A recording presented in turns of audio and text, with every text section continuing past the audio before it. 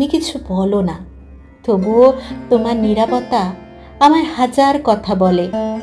তোমার বদলে যাওয়া আচরণ, তোমার এড়িয়ে যাওয়া চোখের দৃষ্টি সবই বুঝিয়ে দেয় তুমি আর আগের মতো নেই। আমি টের পাই তুমি অন্য কারো খেয়ালে বিভোর। তোমার প্রতিদিনের ভাবনায় আমি আর থাকি না। তোমার কথাগুলো কেমন যেন অচেনা হয়ে গেছে আজকাল, যেন তুমি শুধু কথা বলো, মনের টান নেই, আত্মার ছোঁয়াও নেই।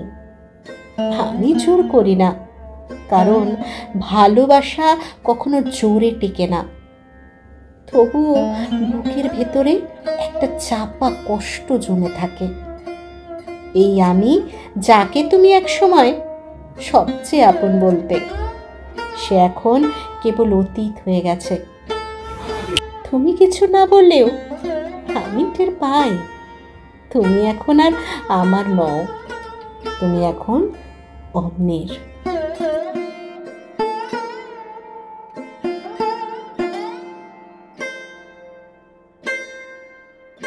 Good morning. সিঙ্গেল মাদার দেবলিনাস লাইফস্টাইলে তোমাদের সবাইকে অনেক অনেক অনেক স্বাগত। আজকের ভিডিওটা একটু অন্যভাবে শুরু করলাম। খুব ইচ্ছে করলো এইভাবে শুরু করতে, তাই শুরু করলাম। আর সাথে কিছু কাজও করে নিলাম, যেমন বিছানা গোছানো। বিছানা গুছিয়ে চলে এসেছি সোজা রান্নাঘরে। হ্যাঁ, তার আগে ব্রেকফাস্টটা আমাদের সবার হয়ে গেছে। এবার রান্নাবান্না করে নিতে হবে তাড়াতাড়ি। মাঝখানে আবার মেয়েকে পড়াতেও বসতে হবে। এখন একটা দায়িত্ব বেড়ে গেছে। আগে যেমন একটুখানি আজকের দিনটা না বসালেও হতো, মনে হতো আজকে বেশি কাজ, ঠিক আছে থাক আজকে আর বসাবো না। কিন্তু এখন যে সামনে পরীক্ষা, না বসালে মেয়েটা একদমই সব ভুলে যাবে। বাচ্চাদেরকে একটু রোজ রোজ একটুখানি না পড়িয়ে দিলে ওদের একটুখানি ভুলে যাওয়ার সমস্যা থাকে। আর আজকে কি রান্না হচ্ছে বলো তো? আজ তো শনিবার, আজকে একদম নিরামিষ রান্না। আজকে বরবটি আলু দিয়ে শুকনো শুকনো করে পোস্ত করব, মানে ভাজা ভাজা মতো, এই দেখো। আর পেঁপে দিয়ে মুগের ডাল, পেঁপে টমেটো দিয়ে, আর ফুলকপির একটা মাখা মাখা রসা টাইপের করব। সেটা করব একটু কাজু বাদাম, একটু চারমগজ আর আদা বাটা দিয়ে। একটু অন্যরকম কিছু খেতে মন যাচ্ছে। ওই গতানুগতিক একই রান্না আর ইচ্ছে করছে না। এটাই মাকে বললাম আজকে একটুখানি কম তেল দিয়ে ওটাই বানাবো, তাহলে একটুখানি আলাদা কিছু হবে আর আলাদা মতো কিছু খেতেও ইচ্ছে করবে। রোজ কি একঘেয়েমি জীবন ভালো লাগে? আমাদের জীবন তো একঘেয়েমি হয়ে গেছে, নতুনত্ব কিছু খুঁজে পাই না করার মতো, তাই আর কি। দেখো এই যে ফুলকপির তরকারিটা, এটা মাখা মাখা হবে, আলু টালু কিচ্ছু নেই, জাস্ট ফুলকপি দিয়ে তরকারিটা।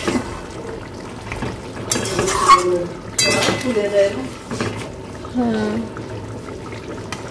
সেদ্ধ হয়েছে ফুলকপিগুলো, হ্যাঁ বা সেদ্ধ হয়ে গেছে জানো।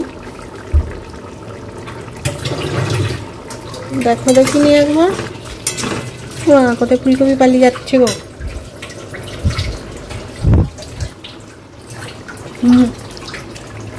ছোট ফুলকপিটা তো হয়ে গেছে। এই যে আমাদের ফুলকপি, দেখে না আজকে রান্না। ডালটা এখনো ছুকিনি, ডালটা ছুকবো, ব্যাস তাহলেই হয়ে যাবে। এদিকে ভাত ফুটছে, আর এখানে বেটুর আলু ভাজা, আলু ভাজা খাবে ডাল দিয়ে। মারা মুড়ি খেয়েছিল, মার বেটু বড়া ভাজা হয়েছিল, আজকে বললো বড়া ভাজা খাবো, তো ওই জন্য হয়েছে, খেয়েছে তাহলে। আর এই যে পোস্তটা যেটা করলাম, বরবটি আলু, এখানে আলু দিয়েছি বলে আর ফুলকপিটায় আলু দিইনি, এটা ওই পোস্ত দিয়ে ভাজা ভাজা একদম, আর একদম আলুর ইয়ে হয়ে গেছে। এবার ঘাঁটা হয়ে যাবে মনে হচ্ছে না,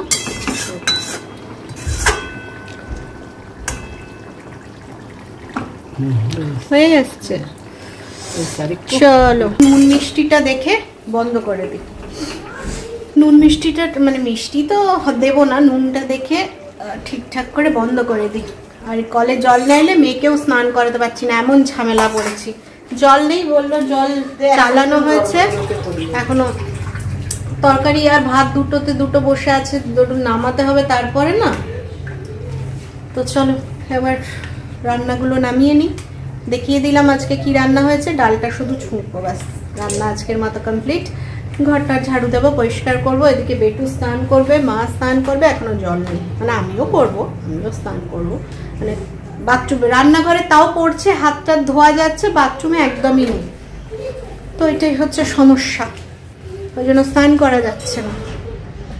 বাকি সব কাজ মোটামুটি হয়ে গেছে।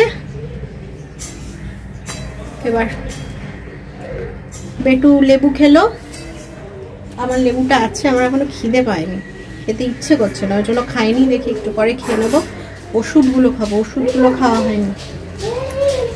ওইগুলো টুকটুক, ওইগুলো তো কাজ এক একটা না, মনে করে করে করা, সবই কাজ। আজকে শনিবার হয়ে গেল, কাল রবিবার, রবিবার বাদে সোমবার থেকে পরীক্ষা। চলো আবার পরে আসছি। হ্যাঁ, মেয়েকে একটু পড়াচ্ছি, ঘরটা ঝাড়ু দিয়ে দিলাম ওকে কাজ দিয়ে। এবার কাজগুলো একটুখানি চেক করে নি।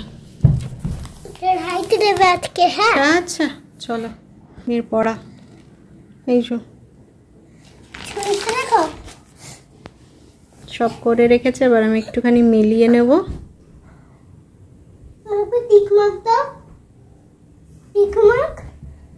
জীবন আমাদের রোজ রোজ কিছু না কিছু শেখায়, আমাকে তো অনেক কিছুই শিখিয়েছে। আশা করি তোমাদের প্রত্যেককেই জীবন প্রতিদিন কিছু না কিছু নতুন শিক্ষা দিয়ে যায়। এই যে দেখো, খেয়ে উঠেছি, খেয়ে উঠে বাসন ধোয়া কোনো দিন করিনি সেভাবে, কিন্তু এখন দেখো সময়, পরিস্থিতি সব কিছু এটাও শিখিয়ে দিয়েছে। খেয়ে উঠি যে হাত ধুয়ে উঠে যাব সেটা করলে হবে না, তোমাকে এই কাজগুলো করতে হবে। আমি কোনো দিনই বলি না যে আমি পারি না বা করতে পারবো না, বাট করিনি কোনো দিন, করতে হয়নি কোনো দিন। বিয়ের আগেও করতে হয়নি, বিয়ের পরেও সেরকম করতে হয়নি। সামনেই বিশাল বড় একটা ঝড় আসতে চলেছে, বিশাল বড় একটা পরিবর্তন আসতে চলেছে। আমার যেমন পরিবর্তন, তেমনি তোমাদেরও পরিবর্তন হবে। দেখো, এটা মিলিয়ে নিও। তো সেই জন্যই এখন থেকে চিন্তায় আছি যে সেই ঝড়টাকে ঠিকঠাকভাবে সামলে উঠতে পারবো কি না, নিজের মাথার ছাদটাকে ঝড়ে ঠিকঠাক করে মজবুত করে নিতে পারবো কি না। এখন থেকে সেটা ভীষণ ভাবাচ্ছে, আর মনে একটু একটু করে শক্তি সঞ্চয় করছি যাতে সেটা কাটিয়ে উঠতে পারি। আমি জানি তোমরা আমার সাথে অবশ্যই আছো। আমার বাড়ির লোকেরা যেমন আছে, তেমনি আমার ইউটিউব পরিবারের লোকেরাও ঠিক আমার পাশে আছে। যে কোনো পরিস্থিতিতে আমি যদি একবার বলি, আমার সব ভালোবাসার মানুষরা হাজির হয়ে যাবে আমার পাশে দাঁড়ানোর জন্য। তাই কিছুটা মনটাকে বোঝানোর চেষ্টা করছি, দেবলিনা তুমি পারবে, তোমার পাশে প্রচুর লোক আছে। তোমাদের সাথে কথা বলতে বলতে কতগুলো কাজ করে ফেললাম। বাসন মাজা কমপ্লিট হয়ে গেল। এবার গ্যাসটা ভালো করে মুছে গ্যাস টেবিলটা ভালো করে পরিষ্কার করলেই এখনকার মতো কাজ শেষ হবে। রান্নাঘরের কাজ শেষ হবে না, তারপরেই তো আমার কি কাজ আছে সেটা জানো। তো সেই কাজ করতে চলে যাব। আজকে খানিকটা লেট হয়ে যাবে, কারণ এই বাসন ধোয়া কাজটা এখন তো থাকে না, যেহেতু মাসি আসে। মাসি কিন্তু অভ্যেসটা ভীষণ খারাপ করে দিয়েছে। এক মাস হয়ে গেলেই তো মাসি আর থাকবে না, তখন আবার কিন্তু এই সমস্যাটার সম্মুখীন হব। তো যাই হোক, তখন আবার নতুন করে অভ্যেস করে নেব। আমরা তো অভ্যেস করছি, নিত্য নতুন অনেক কিছুই অভ্যেস করছি। যেটা ছেড়ে যাবে সে অভ্যেসটা আবার করে নিতে পারবো। গ্যাসটা মুছেই চলে যাব সোজা রুমে, আর 1 মিনিটও কোথাও দাঁড়াবো না, ওয়েট করব না, তাহলেই কিন্তু আজকের ভিডিওটা দিতে অনেকটা লেট হয়ে যাবে। কারণ এডিট করা চারটিখানি ব্যাপার নয়। যারা তোমার অফিসে কাজ করে তারা যেমন কঠিন কাজ করে, আমাদের কাজটাও কিন্তু বেশ কঠিন, জানো তো। এই দেখো, পুরো পরিষ্কার, একদম ঝকঝকে, মুখও দেখা যাবে এমনভাবে ধুয়ে দিয়েছি, মানে পরিষ্কার করে দিয়েছি। চলো আবার বিকেলবেলা দেখা হচ্ছে। দেখবে একটা পাগলকে, বড় লাইটটা জ্বালাও বাবাই,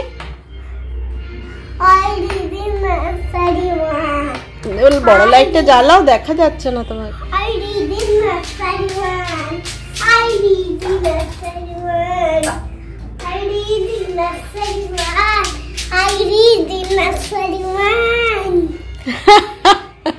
এটা কেন বলছো তুমি বারবার? হ্যাঁ, এটা কেন ভুলে যাই?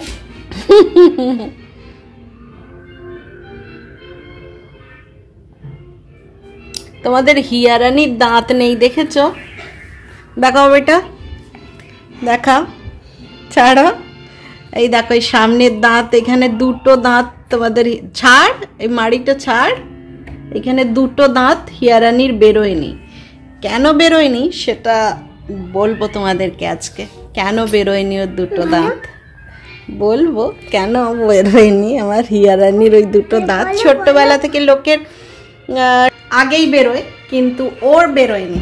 কেন বেরোয়নি বলো তো? ভোলা ভোলা কেন ক্যামেরাটা, কেন বেরোয়নি বলো তো? ও না জন্মের সময় দাঁত নিয়ে জন্মেছিল। একটা দাঁত খুবই নরম ছিল, সেটা অটোমেটিক ওর নিজের জীবের ইয়েতেই পড়ে গেছিল। আরেকটা তারপরে আবার একটা বেরোয়, মানে ওই ছোট অবস্থাতেই, মানে ওই 1 মাসের মধ্যেই সেটা একটু শক্ত হয়ে গেছিল।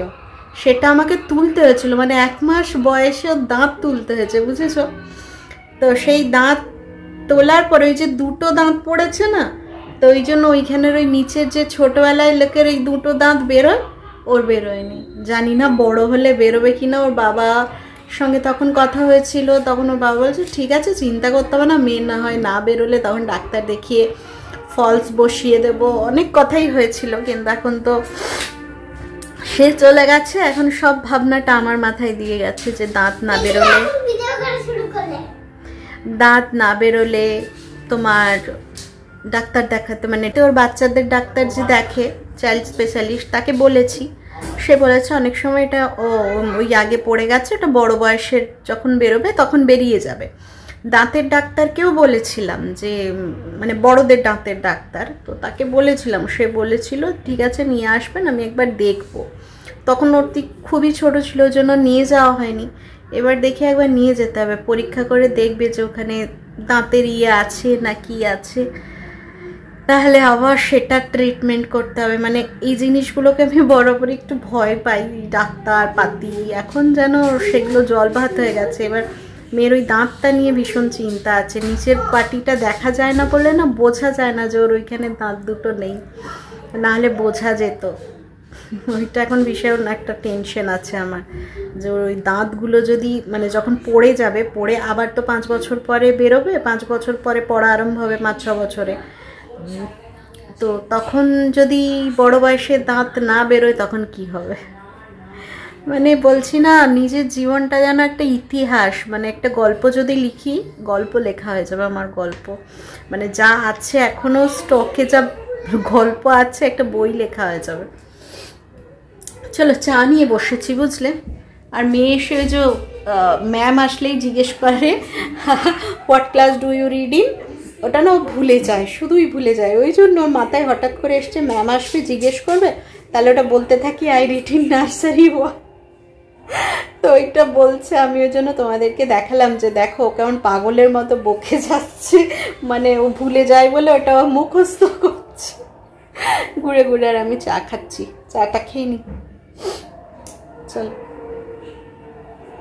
আজকে মেয়ের অনেক দিন পরে ইচ্ছে গেছে মাম্মা আমার চুলটা বেঁধে দাও, তাই আজকে চুলটা বাঁধতে বসেছি। আর মেয়ের ব্যাপারটা যেটা বললাম, আমার মনে হয় তোমাদেরকে বলিনি আগে, আজ অনেক দিন পরে শেয়ার করলাম। এটাও একটা না মাথার মধ্যে বিশাল বড় চাপ, জানো। শরীরের একটা অঙ্গ তো, ওটা অংশ তো, ওটা যদি না বেরোয় একটা মেয়ের মুখের সৌন্দর্যই নষ্ট হয়ে যাবে। সেটার দিকেও আমাকে লক্ষ্য দিতে হবে, কোথায় আমি আমার মেয়েকে বেস্ট ট্রিটমেন্টটা দিতে পারি। বুঝতেই তো পারছো দেবলিনাকে ভগবান কত রকম চাপ দিয়ে রেখেছে, কি আর করা যাবে। চাপ যখন খেয়েছি লড়াই করতে হবে, আর ভগবান ঠিক একটা না একটা পথ নিশ্চয়ই দেখিয়ে দেবে, কাউকে না কাউকে ঠিক সামনে এনে হাজির করবে। এই দেখো কথা বলতে বলতে আজকে হিয়ারানিকে সাজিয়ে দিলাম, আজকে ওর খুব সাজার মন হয়েছে। চুলটা বেঁধে দাও, চুলটা বেঁধে দাও। আলাম ঠিক আছে এসো সাজিয়ে দিচ্ছি। একটু সাজগোজ করতে তো সবারই মন যায়, আজ যখন তোমার ইচ্ছে গেছে করেই নাও। সেই সন্ধে থেকে আজকেও ম্যাম আসেনি, আমি পড়াতে বসেছিলাম, তোমাদের অবস্থাটা দেখাবো, ওকে পড়াচ্ছিলাম। আর এই পড়ে উঠেছে, কি বকবক করছে দেখো। আমি না পড়ালে হবে না, পরীক্ষার আগে তো ছেড়ে দেওয়া যায় না। আমি আছি যখন, আমি সমস্ত কিছু প্র্যাকটিস করালাম, একদম সব ঠিকঠাকই করছে। এবার দেখা যাক, চঞ্চলতা তো কাজ করে ওর মধ্যে। তো এই এতক্ষণ বসে বসে পড়িয়ে কোমরটাও ধরে গেছে, ওকে এই ছাড়লাম। বললাম না, ভিডিওটা তো আজকে কিছুই সন্ধ্যে থেকে আর করিনি, কারণ ওকে নিয়ে যেই ম্যাম বললো আসবে না, বললাম না তাহলে আমি নিয়ে বসি। তখন বই খাতা সমস্ত ক্লিন করব, মানে পুরো ছড়িয়ে ছিটিয়ে সব একাকার অবস্থা, সব ক্লিন করব। তারপরে গিয়ে দেখবো ওইদিকের কি অবস্থা, ওইদিকে রুটি হচ্ছে না কি হচ্ছে, 9টা বাজে এখন। তো ওইদিকের কি অবস্থা দেখব, যে রুটি করে নিয়েছে না এখনো বাকি আছে সেটা দেখি। তারপরে যদি বাকি থাকে তাহলে করব। তো চলো এগুলো ঝটপট করে সব গুছিয়ে নি। খাটটা শুতেও হবে তো রাত্রিবেলা। এই দেখো খাটটার অবস্থা দেখেছো, বই খাতা পুরো একদম এই দিক থেকে এদিকে, আর তার সাথে আমার ওষুধের প্যাকেট তো আছেই, জল আর ওষুধের প্যাকেট, সমস্ত কিছু এখন গোছাবো। দেখো পুরো বই খাতা একদম ভরা, সব পরিষ্কার করে নি। চলো। একটা ছোট বাচ্চার একলা পেরেন্টস হয়ে ওঠা চারটিখানি ব্যাপার নয়, কিন্তু খুব চাপের, কারণ তাকে সমস্ত ডিসিশন একা নিতে হয়। অনেকে হয়তো ভাবে কিন্তু ডিসিশন নেওয়ার বেলায় একমাত্র কিন্তু সেই পেরেন্টটাই থেকে যায়, যে একমাত্র তার গার্ডিয়ান থাকে। তো সেই জন্য ভীষণ চাপের। যেমন আমি, সবাই ভাবে, সবাই বুদ্ধি দেয়, কিন্তু সময় আসলে যখন ডিসিশন নেওয়ার পালা আসে তখন সবাই বলবে তুই যেটা ভালো বুঝিস সেইটা কর। আর সেইটা হচ্ছে জীবনের সব থেকে বড় চাপ, তাই না? ঠিক বলেছি তো? সবাই বুদ্ধি দেবে, কিন্তু দায়িত্ব নেওয়ার বেলায় তুমি একা। বুদ্ধি দিলেই হয় না, দায়িত্বটাও সবাইকে ভাগ করে নিতে হয়। যেটা স্বামী স্ত্রী একটা বাচ্চা মানুষ করতে দুজনে ভাগ করে নেয়, কিন্তু আমার ক্ষেত্রে সেটা আমায় নিতে হয়। সেটাই আমার কাছে সবথেকে বড় চাপের বিষয়। একটা ছোট্ট বাচ্চা যার বয়সটা ভীষণই কম, কিচ্ছু বুঝতে শিখেনি, তাকে ছোট্ট থেকে বড় করে তোলা, তার কোনটা ভালো হবে কোনটা মন্দ হবে সেগুলো ঠিক করা, সঠিক ডিসিশন নেওয়া ভীষণ বড় চাপের। চলো, কথা বলতে বলতে এসে দেখছি মা রুটি জাস্ট করা শুরু করেছে। আমি জিজ্ঞেস করলাম করব কি? তখন বলল করবি? তাহলে কর, আমার হাতটায় ব্যথা করছে। আমি বললাম ঠিক আছে ছেড়ে দাও, আমি করে দিচ্ছি।